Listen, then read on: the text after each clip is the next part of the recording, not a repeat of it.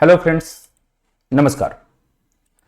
आज हमारा UP triple SC पेट की क्लास में भारतीय संविधान नाम का नया टॉपिक है। पिछली कक्षाओं में हमने हिस्ट्री को पढ़ा था, जियोग्राफी को पढ़ा था, इकोनॉमिक्स को पढ़ा था। ठीक है, तो भारतीय संविधान के इस पहले क्वेश्चन में हम देखते हैं संविधान का कौन सा अनुच्छेद राष्ट्रीय अनुसूचित जाति आयोग से संबंधित है।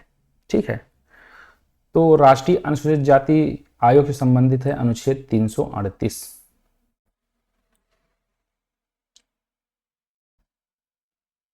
भारतीय संविधान का अनुच्छेद 338 राष्ट्रीय अनुसूचित जाति आयोग से संबंधित है। इस आयोग में एक अध्यक्ष व एक उपाध्यक्ष व 3 सदस्य होते हैं। मतलब एक अध्यक्ष होगा, एक उपाध्यक्ष होगा और 3 सदस्य होंगे। ठीक है, जिनकी नियुक्ति राष्ट्रपति द्वारा होती है। इनकी सेवा शर्तें कार्यकाल राष्ट्रपति द्वारा निर्धारित की जाती हैं। नियमानुसार इनके कार्यकाल की अवधि जो है 3 वर्ष है। 326 आपको पता होगा, शायद ये हो जाता है आपका चुनाव आयोग के आसपास का जो कंडीशंस है यहाँ पे दिखाई देता है। और ये 330 ये भी विधानसभा या 333 विधानसभा या लोकसभा में SC ST कम्युनिटी को आरक्षण दिया जाता है। अभी हम देखेंगे आगे।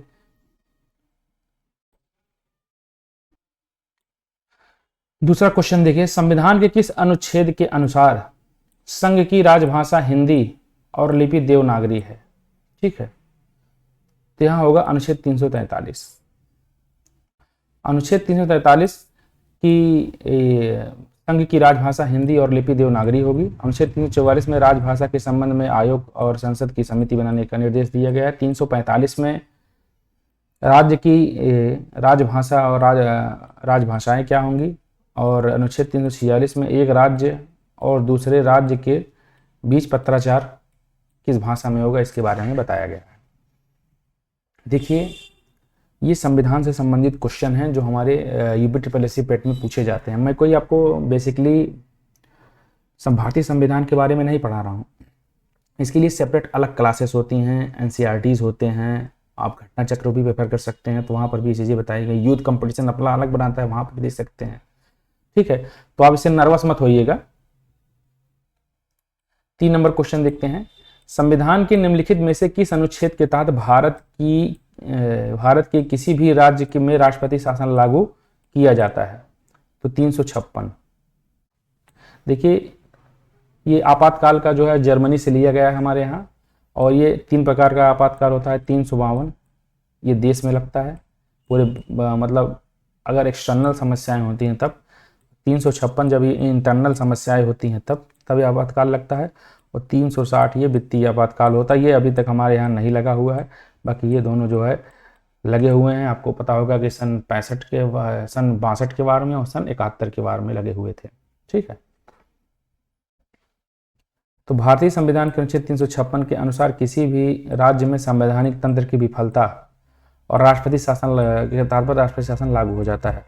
इस स्थिति में राज्य के नियंत्रण सीधे भारत के राष्ट्रपति के अधीन हो जाते हैं। और सर्वप्रथम राष्ट्रपति शासन 20 जून 1951 के पेप्सू पंजाब में लगा दिया गया था। होता क्या, मैं आपको बताता हूँ कि आपको पता होगा कि जो राष्ट्रपति की समस्त शक्तियाँ होती हैं, आर्टिकल 74-75 में देखेंगे तो राष्ट्रपति की समस्त शक्तियाँ कौन यूज करेगा? प्रधानमंत्री यूज करेगा। मंत्रिमंडल की अनुशंसा पे जो प्रधानमंत्री नियुक्त होता है वही इनकी शक्तियों का वास्तविक जो है उत्तराधिकारी होता है, वही काम करता है। तो जहां पर राष्ट्रपति शासन लगते हैं वहां पर काम कौन करेगा? केंद्रीय मंत्रालय, मंत्रिमंडल करेगा। 4 नंबर क्वेश्चन देखते हैं, निम्नलिखित में से कौन सा अनुच्छेद भारतीय संविधान में सर्वोच्च न्यायालय की स्थापना करता है? 124। ठीक है, भारतीय संविधान के अनुच्छेद 124 में सर्वोच्च न्यायालय की स्थापना और गठन के बारे में वर्णन किया गया। भारत के सर्वोच्च न्यायाधीश तथा अन्य न्यायाधीश नियुक्त राष्ट्रपति करता है। और वर्तमान में सर्वोच्च न्यायालय के न्यायाधीश और कुल न्यायाधीशों की संख्या 34 है। और 50वें मुख्य न्यायाधीश YV चंद्रचूड़ हैं। और इस समय कहने तो BR गवई इस समय है। ठीक है, BR गवई इस समय जो है। ठीक है, 5 नंबर क्वेश्चन देखते हैं, निम्नलिखित में से कौन सा अनुच्छेद धन विधेयक? तो 110 धन विधेयक है। ठीक है।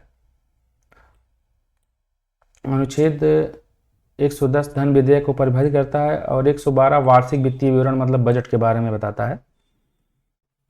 112 ही है शायद, ठीक है। विधेयक परिभाषित करता है और किसी, देखिए हमारे भारतीय संविधान में कहीं भी बजट को बजट शब्द से नहीं पुकारा गया है, ठीक है। इसको वार्षिक वित्तीय विवरण कहा गया है।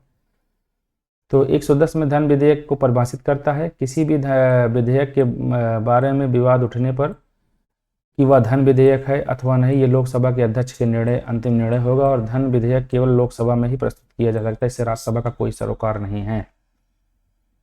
और राज्यसभा में जाएगा भी तो राज्यसभा में पहली बात तो जाता ही नहीं है, पास माना जाएगा और पास ही हो जाता है, उसको रोक नहीं पाते हैं। तो जैसे आपको पता होगा कि आधार कार्ड को कहीं ना कहीं, जो मैं उस समय पढ़ा था, धन विधेयक के रूप में पारित किया गया था।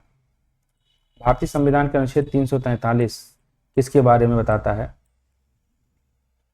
तो ये 343 होगा, ये राजभाषा होगा, ठीक है। संघ की राजभाषा होगी क्या? हिंदी होगी। भारतीय संविधान के भाग 17 में अनुच्छेद 343 से 351 तक राजभाषा का प्रावधान। अनुच्छेद 343 में संघ की राजभाषा से संबंधित है। संघ की राजभाषा हिंदी और लिपि देवनागरी है और राज्य की सभी भाषाएं अनुच्छेद 345 में वर्णित हैं।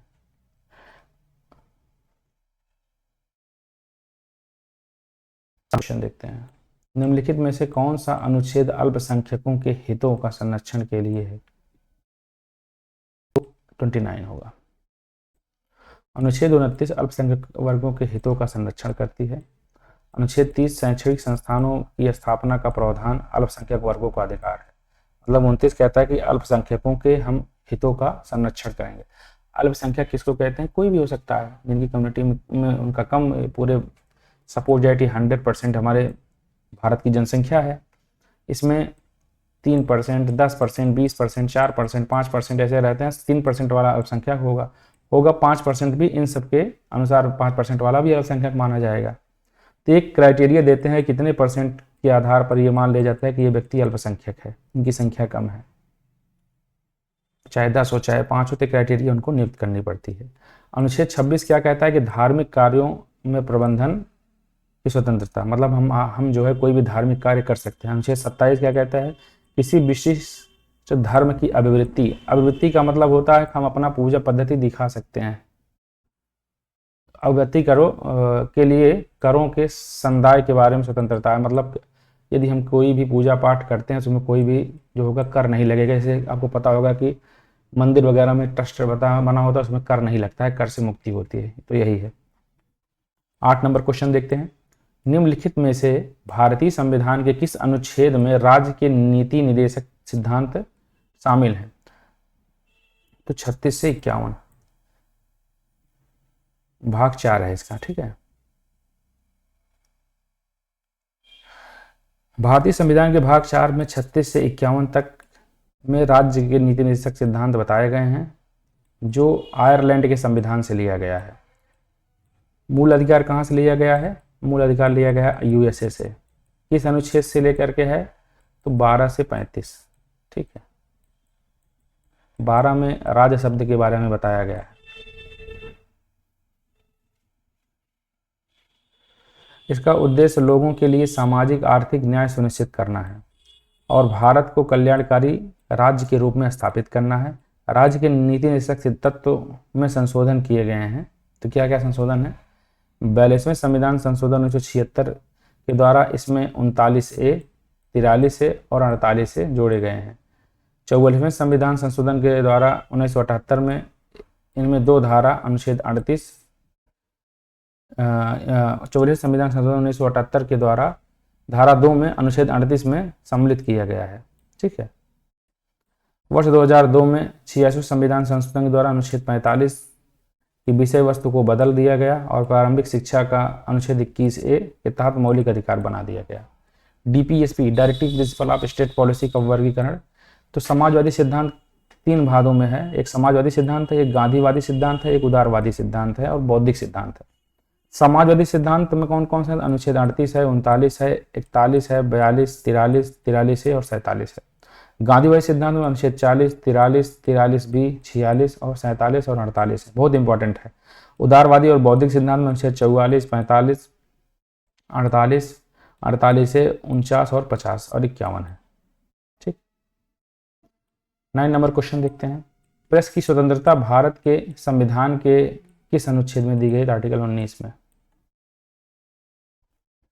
आर्टिकल 21 आपको पता होगा, प्राण एवं दैहिक स्वतंत्रता है। प्रेस की स्वतंत्रता भारतीय संविधान के भाग 3 में अनुच्छेद 19 क्लॉज ए के अंतर्गत निहित है।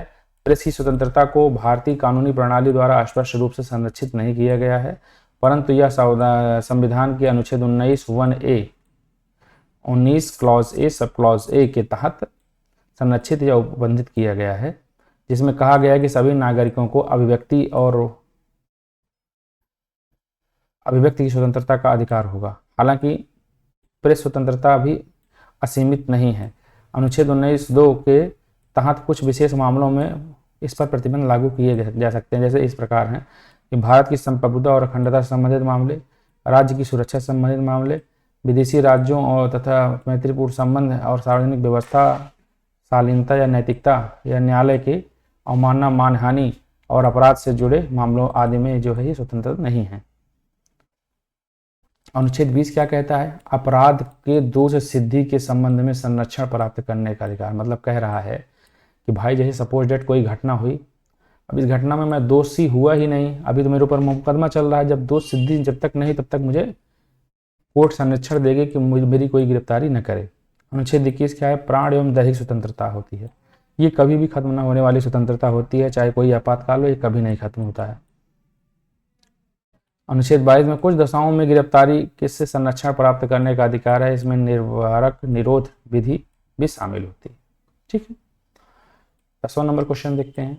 भारत के संविधान में डैश अनुसूचियां हैं, तो भारतीय संविधान में वर्तमान में जो है ये 12 अनुसूची हैं, पहले 8 अनुसूचियां थी। ठीक है, सप्लाई इंस्पेक्टर का क्वेश्चन है।